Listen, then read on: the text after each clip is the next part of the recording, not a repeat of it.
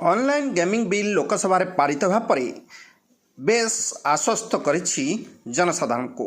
अनेक ए मायाजाल पड़ी ध्वस्त विध्वस्त हो जाते खिन भिन हो जाता जीवन एवं शेष आत्महत्या ही प्रवणता वृद्धि पाइथिला, जहाँकि बड़ उद्वेगर विषय थिला, चिंतार विषय थिला। जेकोसी प्रकार हेउ टंका लागुवा ऑनलाइन गेम निषिद्ध हेब। बुधवार लोकसभा पारित ऑनलाइन गेमिंग प्रसार और नियंत्रण बिल 2025 रे से भली कठोर व्यवस्था रही।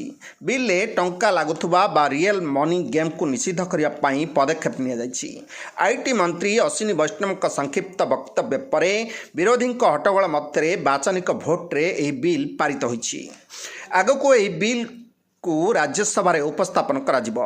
एही बिल ऑनलाइन मनी गेम निर्दिष्ट संज्ञा निर्धारण करा जाउछि।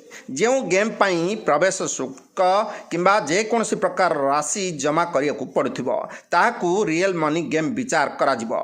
सेथिरे आउ दक्षता को विचार को निया जिवो नाही। से भली गेम प्रदान करुथुबा, सेथिरे सहयोग करुथुबा एवं ताहार प्रसार करुथुबा संस्था लोकमानकु निषिद्ध करा जिवो। से भली गेम रा विज्ञापन उपरे कटकणा लगाइबा एवं कंपनी मानक पेमेंटर प्रक्रियाकरण न करने लगी बैंक गुड़ी को कह बिल आईन ने परिणत होगा पर जो माने नियम उल्लंघन करेंगे से 3 वर्ष पर्यंत जेल दंड और 1 कोटी टंका पर्यंत जरिमाना किंबा उभय दंड भोगिया पड़ो।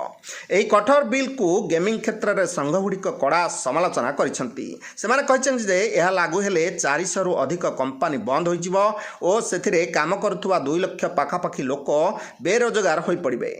क्षेत्र वर्ष को 20,000 कोटी टंकार जीएसटी देउथुवा संघ गुड़िक कहते टंका लगा जाउथुवा गेम रे वर्ष को देश में 45 कोटी लोक 20,000 कोटी टंका हराउथुवा जना पड़िया परे एही कठोर नियम कठोर करियाकु सरकार चाहिथिले। 3.5 वर्ष मानस मंथन रो एही बिल प्रस्तुत करा जाइछि। नुआ नियम रे ऑनलाइन गेमिंग केंद्र सरकार दायित्व होई रहइबो, किंतु जुआ और बेटिंग राज्य व्यापार होई रहइबो।